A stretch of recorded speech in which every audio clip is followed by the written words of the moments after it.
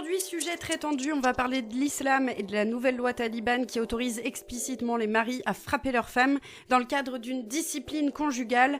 Alors je ne vais pas me faire que des amis parce que je vais vous parler français et je vais en profiter pour répondre à une journaliste de Radio France. Concrètement, que dit cette loi ? Eh bien leur nouveau code pénal signé ce 7 janvier autorise les maris à discipliner leurs épouses tant qu'il n'y a pas de fracture, pas de plaie ouverte, pas de bleu visible durable.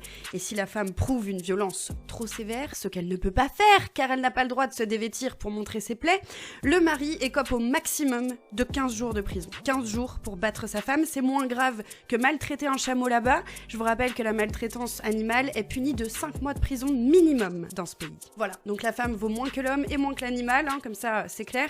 Et c'est pour ça que je me bats, parce qu'il est hors de question que mes filles soient un jour traitées comme le sont les femmes là-bas. Il se réfère explicitement au Coran, selon une déclaration du ministère de la Justice taliban du 27 janvier 2026, chaque article de la loi est conforme à la charia islamique, dérivé du livre de Mahomet, donc le Coran, de la Sunna et des ouvrages de jurisprudence hanafite. Et il considère même que s'opposer à ces lois équivaut à s'opposer à la charia, donc au Coran. Et ne venez pas me dire que c'est une interprétation rigoriste, détachée du Coran, comme cette femme à Radio France nous le dit. C'est faux, le verset 4.34 du Coran est clair, je vais vous l'afficher, il autorise explicitement les hommes à frapper leurs femmes, même en cas de doute de désobéissance.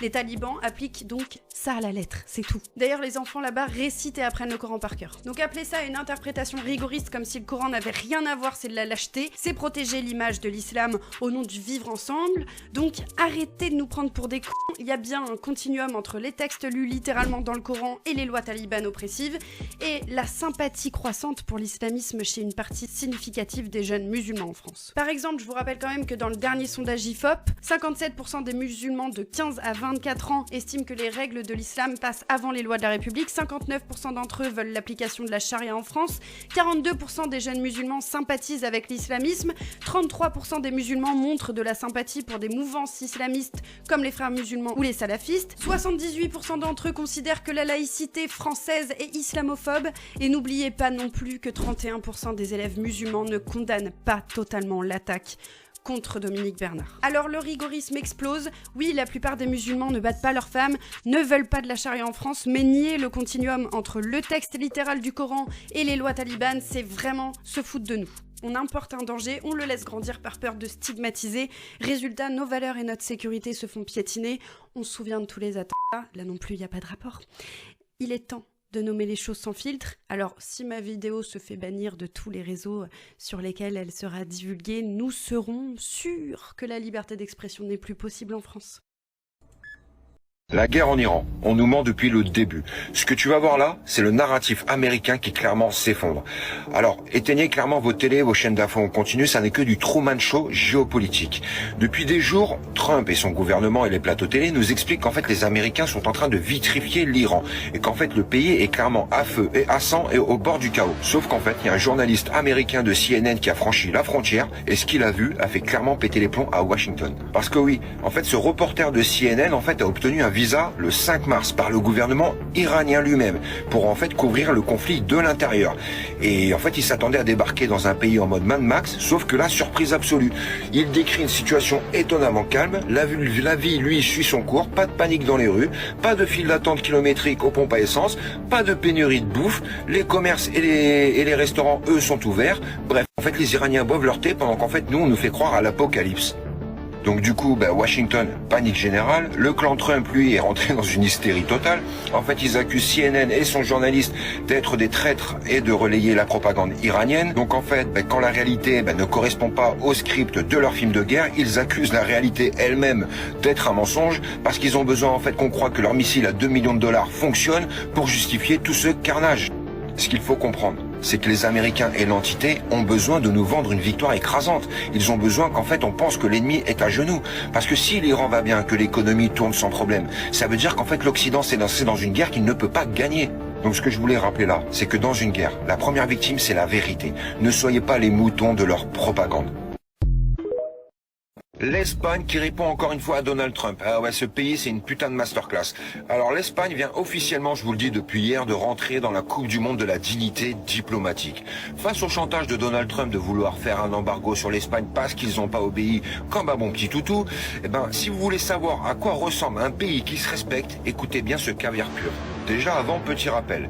Alors hier, l'Espagne avait dit non à la guerre au Moyen-Orient en rappelant un peu l'histoire de l'impérialisme américain. Et la réaction de Donald Trump, le racket. Il a clairement piqué une crise de nerfs, a menacé d'imposer un embargo sur l'Espagne économique pour les punir en fait de leur désobéissance. En gros, si tu viens pas défendre mes intérêts, eh ben je ruine ton économie. C'est pas la diplomatie, c'est les sopranos. Et là, au lieu de s'excuser en tremblant devant le grand Donald Trump, Madrid a pris le micro et a sorti cette phrase de la décennie. Si face au comportement d'un allié, on ne peut pas dire non, on n'est plus des alliés, on est des vassaux.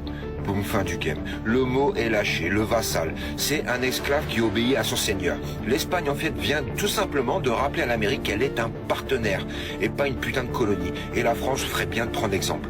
Parce que oui, pendant ce temps-là, de notre côté des Pyrénées, nous, on a Macron. Il a entendu le sifflet de Washington, il a remué la queue, puis il a envoyé le porte-avions Charles de Gaulle en plein dans le bourbier. L'Espagne, en fait, a refusé le collier de chien, et elle, la France, l'a mis toute seule et a demandé si c'était bien serré. Regardez bien cette image. Un bateau arrive au port de Gaza en 1946. Des réfugiés, des juifs d'Europe qui fuyaient l'horreur. Sur la banderole, on pouvait lire « Les Allemands ont détruit nos familles et nos foyers. S'il vous plaît, ne détruisez pas nos espérances. » Putain, qui aurait pu croire que quelques décennies plus tard, les fils et petits-fils de ces réfugiés seraient associés à des politiques qui détruisent des maisons, des vies, sur cette même terre d'accueil. Alors écoute-moi. À l'époque, des populations arabes les ont accueillis.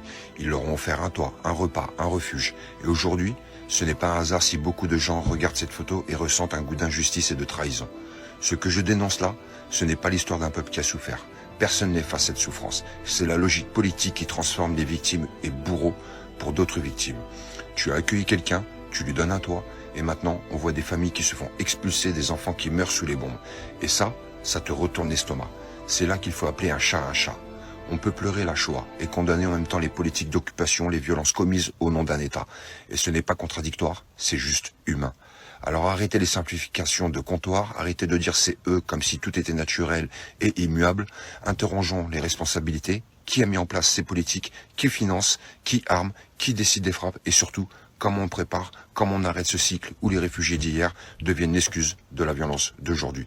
Alors à méditer, accueillir, ce n'est pas annihiler l'autre. Accueillir, c'est respecter, protéger. Et ce n'est pas transformer l'hospitalité en prétexte pour écraser ceux qui t'ont tendu la main. Si tu trouves ça choquant, partage et surtout commente. On n'a pas besoin d'insultes, on a besoin d'un vrai débat et d'un vrai courage moral. Merci à toi.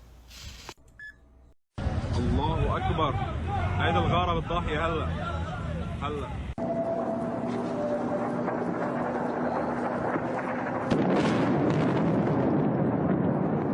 واضح في صف بنايات هل عم لك يعني في صف بنايات نزل 2 أو 3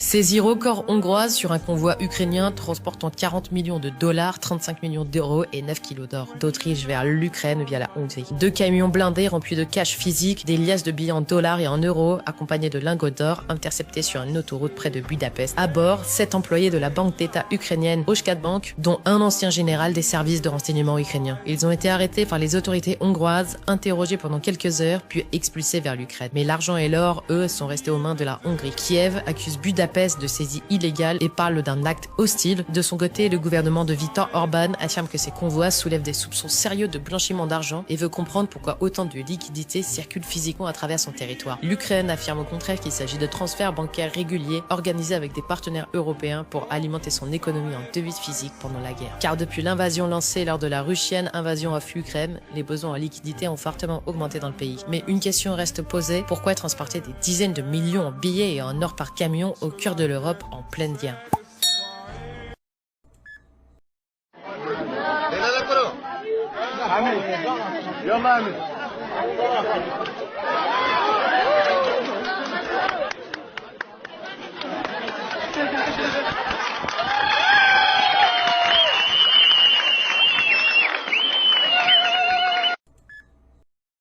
Les Québécois sont complètement morts.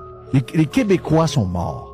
Bon, oui. Le Québécois de souche On l'a vu pendant la COVID. C'est une boîte, de plus en plus un genre de tube digestif. C'est plate, là, mais c'est ça. Plus de valeur, plus de tradition. Tu peux faire ce que tu veux avec.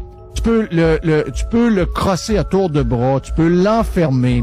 Tu peux le mettre dans un coin. Il dira plus rien. Le Québécois, il a peur. Il a peur parce que il a vu que son frère s'est levé à un moment donné, puis son frère a été complètement bisboyé de la société à juste vouloir dire telle chose. Donc ça fait du Québécois moyen un mouton. Un gars qui est facile à tondre, qui dit plus rien, qui se fait bourrer, qui écoute la TV à longueur de journée, qui pense plus. C'est LCN qui pense pour lui. C'est RDI. C'est triste, pareil. C'est Patrice Rouen qui pense pour lui. Patrice Rouen. C'est Anne-Marie Dussault qui pense pour lui. C'est Patrick Lagacé dans la presse. Ces gens-là sont complètement... ils ont les deux pieds plus sur le plancher. Là. Ils sont complètement off.